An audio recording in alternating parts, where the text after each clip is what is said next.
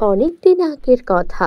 আকাশে পরিরাজ্য, যেখানে চারপাশে রঙিন ফুল আর ঝর্ণার মিষ্টি সুর বাজছে। দুই পরী, এক দুষ্টু পরী চন্দ্রমল্লিকা ও আরেক ভালো পরী সূর্যমল্লিকা, নিজেদের জাদু ক্ষমতা নিয়ে আলোচনায় ব্যস্ত। চন্দ্রমল্লিকা বলে ওঠে, হ্যাঁ, তুমি সবসময় ভালো ভালো কাজ করো, এতে তো মজা নেই। আমি চাই মানুষকে ভয় দেখিয়ে আমার শক্তি বের করতে। হা হা হা হা হা। চন্দ্রমল্লিকা, সত্যিকারের শক্তি হলো অন্যকে সাহায্য করা।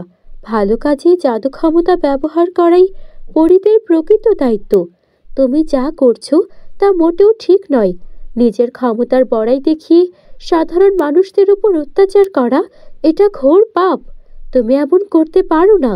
তুমি এই পথ থেকে ফিরে আসো। বন্ধুরা, তোমরা যারা যারা গল্পটি দেখছো, তোমাদের নাম কমেন্টে লিখে জানাও। আমরা নেক্সট গল্প তোমাদের নাম দিয়ে বানাবো। এদিকে বুড়ি পড়ে ওদের ঝগড়া দেখে দ্রুত ওদের দিকে আসতে থাকে। তখন বুড়ি পড়ি এসে বলে, আরে তোমরা থামো, তোমাদের ঝগড়ার সময় নয় এখন। মানুষের জগতে এক গরিব পরিবার খুব কষ্টে আছে, ওদের সাহায্য করতে হবে। এদিকে পৃথিবীতে তিনটি ছোট মেয়ে, লীলা, মালা ও রেশমি, আর দুই দুষ্টু ছেলে, কাদির ও রবি। তারা ক্ষুধার্ত এবং অনেক কষ্টে আছে। মা বাবা কাজের সন্ধানে বাইরে গেছে। যদি আমাদের কিছু খাবার থাকতো তাহলে খুব ভালো হতো, কতদিন ভালো মন্দ খাই না। তখন কাদির বলতে থাকে, যদি একটা জাদুর হাড়ি পেতাম, যা চাইতাম তাই আসতো, কতই না ভালো হতো তখন। আমরা কি কখনো কোনো জাদুর হাড়ি পাবো?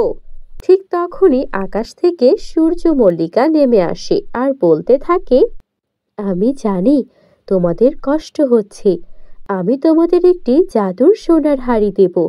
এতে যা চাইবে তাই পাবে, তবে শর্ত একটাই, কখনো লোভ করবে না। সবাই খুশি হয়ে হাড়ি নেয়। হাড়ি থেকে খাবার, কাপড় আর খেলনা বের হতে থাকে। ওরা খুশিতে লাফাতে শুরু করে, আর এত আনন্দ পেতে দেখে পরীও অনেক বেশি খুশি হয়ে যায়। সূর্যমল্লিকা ওদের দেখে হাসতে থাকে। এদিকে চন্দ্রমল্লিকা লুকিয়ে লুকিয়ে তা দেখছিল।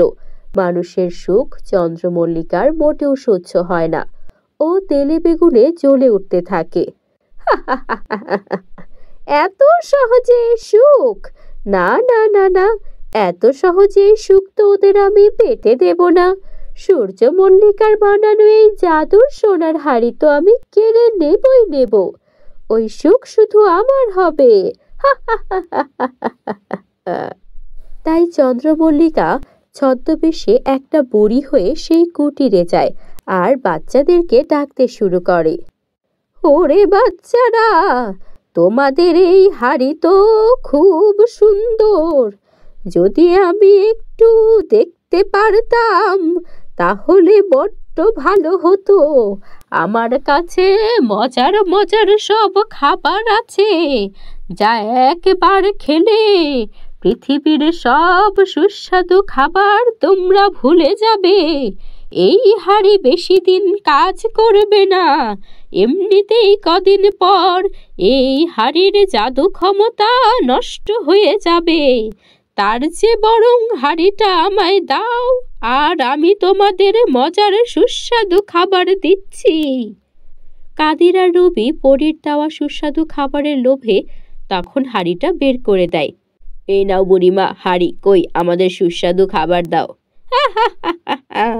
কে সুস্বাদু খাবার দেবে, বোকা ছেলেরা। এই বলে চন্দ্রমল্লিকা হাড়ি নিয়ে উড়ে যায়। এদিকে সূর্যমল্লিকা বাচ্চাদের সঙ্গে দেখা করতে আসে আর দেখে ওদের কাছে সেই পরীর দেওয়া হাড়িটা নেই। তখন বাচ্চারা সব ঘটনা খুলে বলে। বুঝতে পেরেছি, এটা আর কেউ নয়, আমারই বোন চন্দ্রমল্লিকার কাজ। ও কারো সুখ দেখতে পায় না। তোমাদেরকে আমি আগেই সতর্ক করেছিলাম তোমরা যেন লোভ না করো, কিন্তু তোমরা লোভ করে ফেলেছ। আমি তোমাদেরকে আবার ওই হাড়ি ফিরিয়ে দেব, আর এটা থেকে তোমরা শিক্ষা নাও যে কখনো লোভ করতে নেই। লোভ করলে মূল্যবান জিনিস আমাদের জীবন থেকে হারিয়ে যায়। এদিকে সূর্যমল্লিকা ভাবে যেভাবেই হোক চন্দ্রমল্লিকাকে কথা বলে হলেও বোঝাতে হবে সে যে কাজগুলো করছে সেগুলো মোটেও ভালো কাজ নয়। এমনটা করলে সে ভবিষ্যতে পরিরাজ্যের রানী তো হতেই পারবে না, তার সঙ্গে পৃথিবীর মানুষরাও তাকে চরম ঘৃণা করবে। আর সে তো সারা জীবন যুবতী থাকবে না, তাই বৃদ্ধকালে সে আশেপাশে কাউকে পাবে না। এদিকে চন্দ্রমল্লিকাও একান্তে বসে নিজের ভুল নিয়ে ভাবছিল। চারপাশে অন্ধকার মেঘ আর ঠান্ডা বাতাস বয়ে যাচ্ছে। আমি সব সময় দুষ্টুমি আর লোভের পথে হেঁটেছি, কিন্তু সূর্যমল্লিকার ভালোবাসা আর সততা আমাকে বদলে দিয়েছে। আমি কি সত্যিই বদলাতে পারবো? চন্দ্রমল্লিকা নিজের ছায়ার দিকে তাকায়, যেখানে তার অন্ধকার শক্তি ঘুরপাক খাচ্ছে। বুড়ি পড়ি, আমি আমার ভুল শুধরে নিতে চাই। মানুষের উপকারে আমার জাদু ব্যবহার করতে চাই। আমাকে সাহায্য করুন দয়া করে, আমি ভালো হতে চাই। বাহ, অবশেষে তুমি সত্যিকারের পরীর দায়িত্ব বুঝতে পেরেছো। তবে তোমার অন্তরের সত্যিকারের পরিবর্তন দেখতে চাই আমি। দেখা যাক সামনে তুমি কি করো। চন্দ্রমল্লিকা আবারও সেই বৃদ্ধা সেজেই কুটিরে যায়। বাচ্চারা অবাক হয়ে যায়। লীলা চমকে উঠে বলে, তুমি তো সেই বুড়ি, তুমি আমাদের হাড়ি চুরি করেছিলে। হ্যাঁ, আমি ভুল করেছি। তখনই বুড়ি তার চন্দ্রমল্লিকার রূপে ফিরে আসে আর বলে, আমি আসলে পড়ি চন্দ্রমল্লিকা, কিন্তু এবার আমি তোমাদের স্বপ্ন পূরণে তোমাদের সাহায্য করতে এসেছি। তোমাদের জীবনে আর কোনো কষ্ট থাকবে না, আমি কথা দিচ্ছি। তোমাদের হাড়ি আমি চুরি করে নিয়েছিলাম, কিন্তু তোমাদের জীবনে আমি সব সুখ আবারও ফিরিয়ে দেব। চন্দ্রমল্লিকা তার জাদুর ছুরি ঘোরাতে থাকে। জাদুর ছুরি ঘুরিয়ে কুটিরকে সুন্দর বাড়িতে পরিণত করে। বাচ্চাদের বাবা মার জন্য ভালো কাজের সুযোগ করে দেয়। বাচ্চারা নতুন জামা কাপড় আর খেলনা পায়। তখন কাদিরও খুশি হয়ে বলে, আরে বা, দুষ্টু পরীটা ভালো হয়ে গেছে, ভালোই হলো। হাড়িটা না দিলে দুষ্টু পরীটা তার ভুল বুঝতে পারতো না। যা হয়েছে ভালোর জন্যই হয়েছে। সবাই আনন্দে নাচতে থাকে আর সূর্যমল্লিকাও দূর থেকে তার বোনের পরিবর্তন দেখে ভীষণ খুশি হয়। এদিকে এরপর থেকে চন্দ্রমল্লিকা আর সূর্যমল্লিকা একসঙ্গে জাদুর রাজ্যে ফিরে যায়।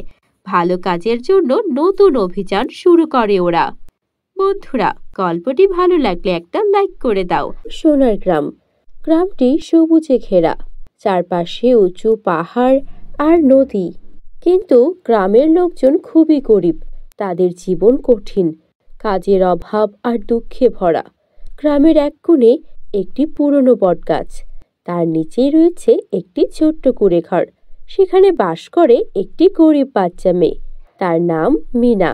মিনার বাবা মা নেই, সে একাই থাকে। তার একমাত্র সঙ্গী হলো তার ছোট্ট কুকুর বাদল।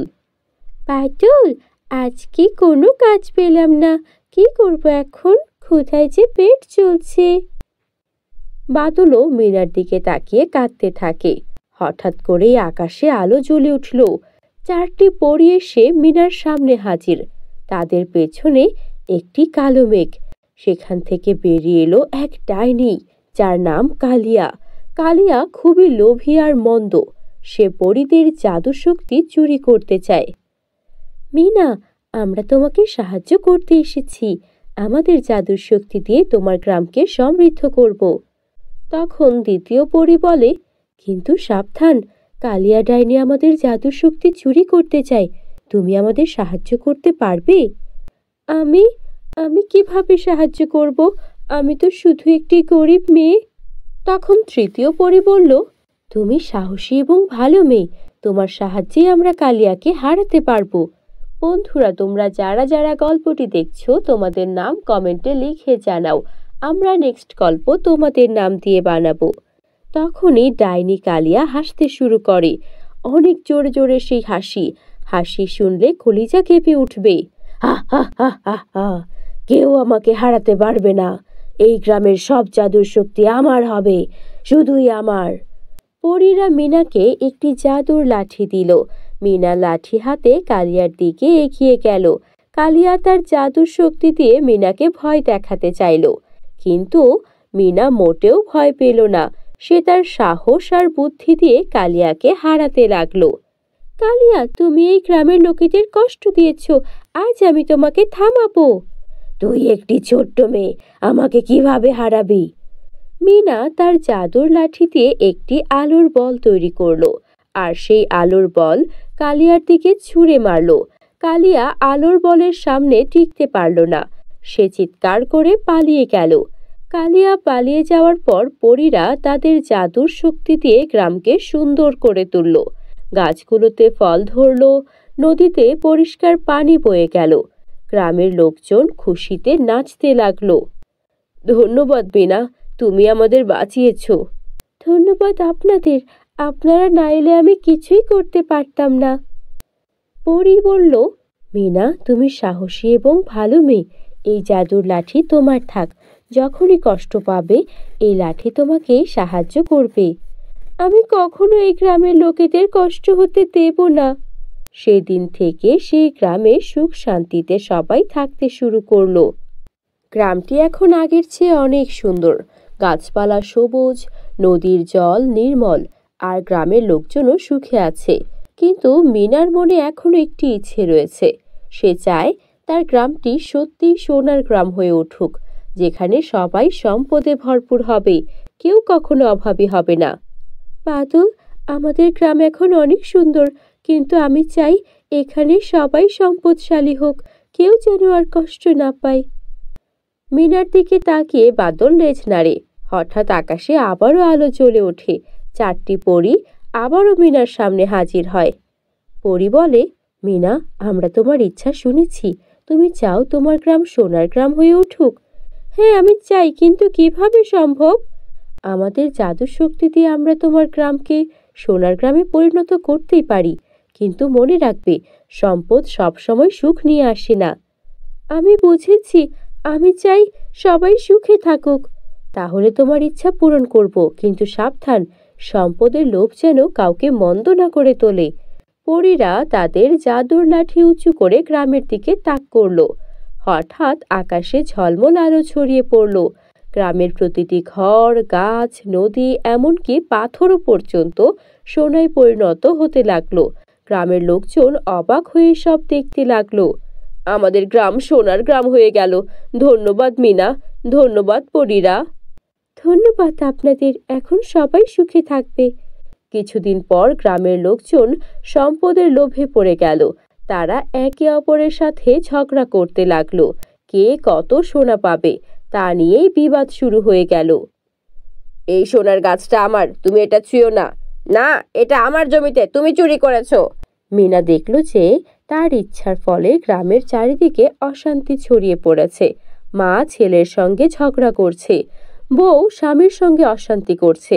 সবাই শুধু সোনা কালেক্ট করার জন্য একে অপরের প্রতি দুর্ব্যবহার করছে। আর আগের মতো গ্রামে কোনো সুখ শান্তি নেই। পুরো গ্রাম সোনার হয়ে যাওয়া সত্ত্বেও মানুষের লোভের কমতি নেই। সবাই শুধু আরো বেশি বেশি সোনার পাহাড় করতে চায়। যা আছে তা নিয়ে কেউ আর আগের মতো সন্তুষ্ট নয়।